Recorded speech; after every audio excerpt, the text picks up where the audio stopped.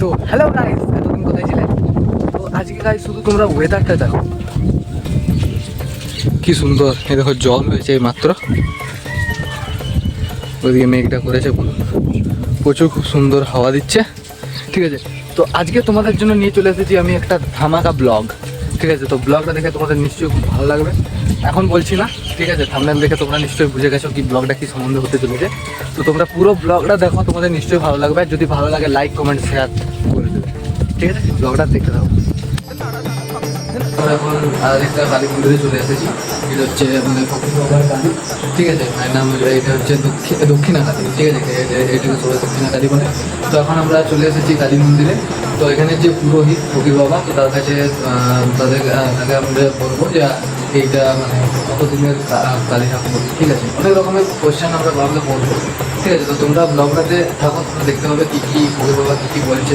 ঠিক আছে, তোমরা ব্লগটা দেখতে থাকো, সব কিছু দেখতে পাবো। দেখতে পাচ্ছ আমাদের এখন এখানে আরতি শুরু হয়ে গেছে মায়ের। তোমরা ভিডিওটা দেখো।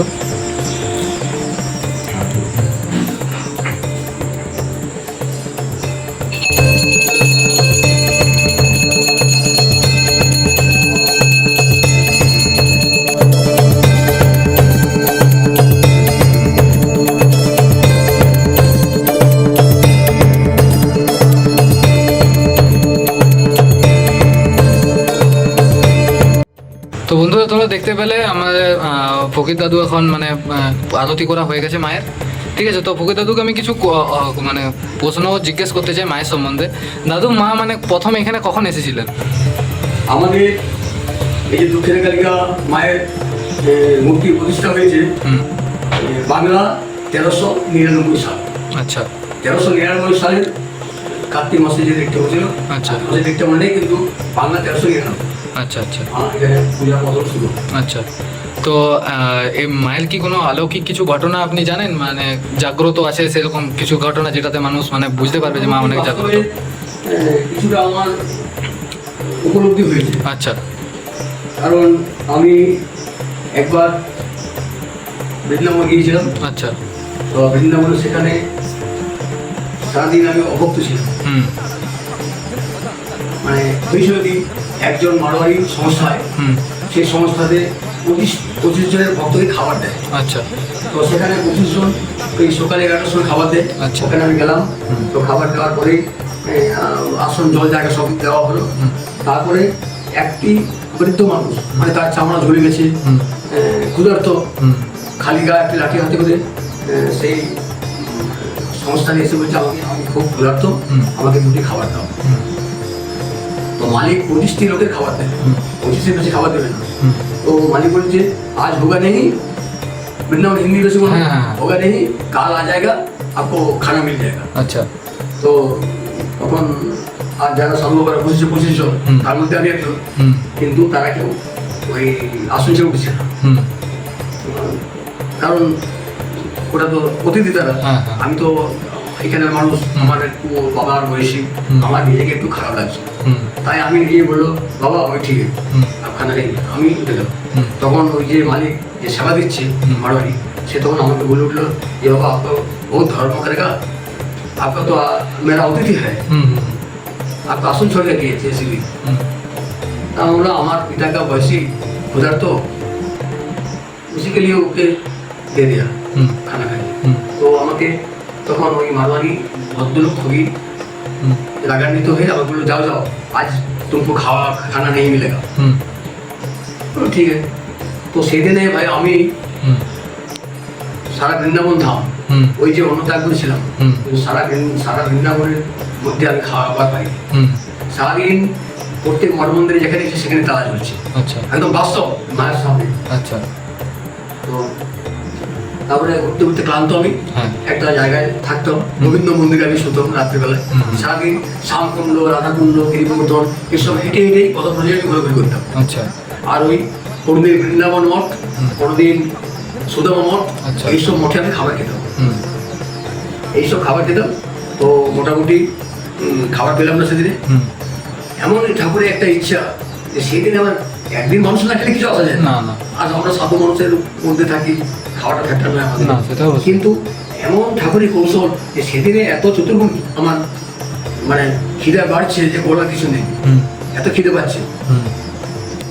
তো এরকম টাইম হয়ে গেছে, তখন 7টা বাজে। তো ওখানে একটি বড় মন্দির আছে, বঙ্গবিহারী মন্দির। সেখানে দুজন লোক সাইড বসে থাকে, তারা গেলেই হাতে একটু করে পেড়া মন্ডা বাতাসা যাই হোক দেয়, আর একটু করে জল দেয়, সেটাই খাচ্ছিল। আচ্ছা, তোর সাথে কি ক্ষুদা পিঠে বাবা। তো যাই হোক, অনেক দুঃখে আমি ভগবানকে চিন্তা করে বললাম, হে গোবিন্দ, তোমার এই বৃন্দাবনে এসে যদি কোনো ভক্ত ক্ষুধার্ত থেকে যায়, আমি তো কোনো অপরাধ করিনি। আমার পিতার বয়সী একজন মানুষকে সে ক্ষুধার্ত আমি আসনটা ত্যাগ করছি মাত্র, এটা যদি অপরাধ হয়ে থাকে তাহলে অপরাধ। কিন্তু আমি একটা ভক্ত রয়ে গেলাম তোমার বৃন্দাবনের মাটিতে ভক্ত হিসাবে। এইটি বলে আমি আবার নিজের যে জায়গায় থাকি সেই ডেরাতে গোবিন্দ মন্দিরে আবার বঙ্গবিহারী মন্দির থেকে। তো হঠাৎ করে প্রচুর লোক মনে করছি বঙ্গবিহারী মন্দিরে, কিন্তু হঠাৎ করে একটা ছোট্ট মেয়ের মানে 11-12 বছরের মেয়ের ওনার কণ্ঠস্বর আমাকে ডাকছে, বাবা খানা খায়গা, বাবা খানা খায়গা, বাবা খানা খায়গা, এরকম করছে। তো আমি দেখছি এখানে হাজার হাজার সাধু ঘুরে বেড়াচ্ছে।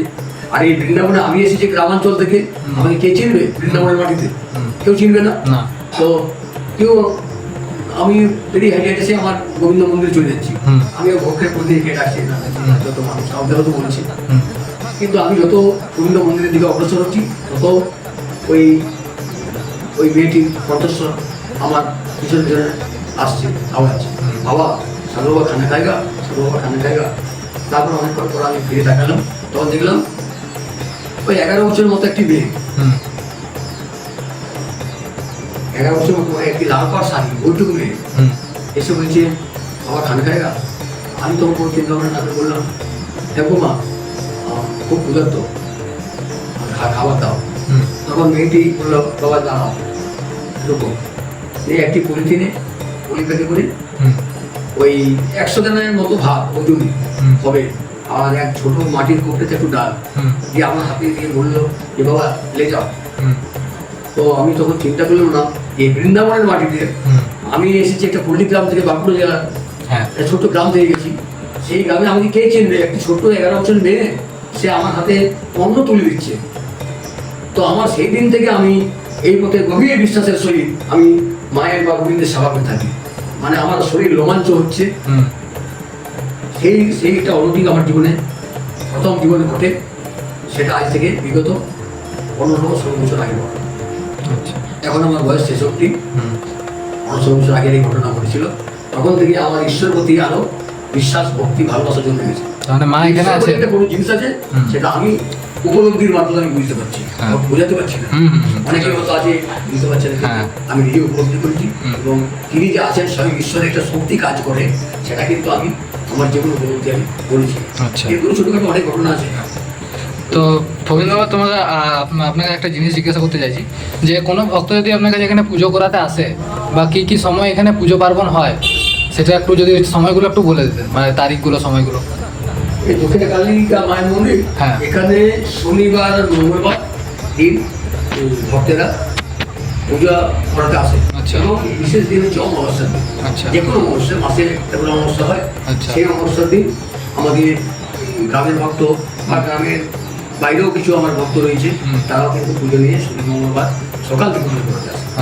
আর অমাবস্যার যে দিনটা, যে গতকাল আগামীকাল যে অমাবস্যা করছি, তাতে করে রাত থেকে পুজো হয়। তো তখন অনেক ভক্ত আসবে এবং অমাবস্যার দিন বেশ কিছু মানে 50-60 জনের মতো ভক্ত, 50-60 জনের মতো ভক্ত প্রতি অমাবস্যাতেই আমার এইখানে এই মন্দিরে উপস্থিত হয়। আর শনি মঙ্গলবার ধরেও 10টা, 10:30, 11টার দিকেও 50 জন ভক্ত মায়ের কাছে পুজো নিয়ে আসে। ঠিক আছে দাদু, মায়ের সম্বন্ধে কিছু বলার জন্য আপনাকে অনেক অনেক অসংখ্য ধন্যবাদ।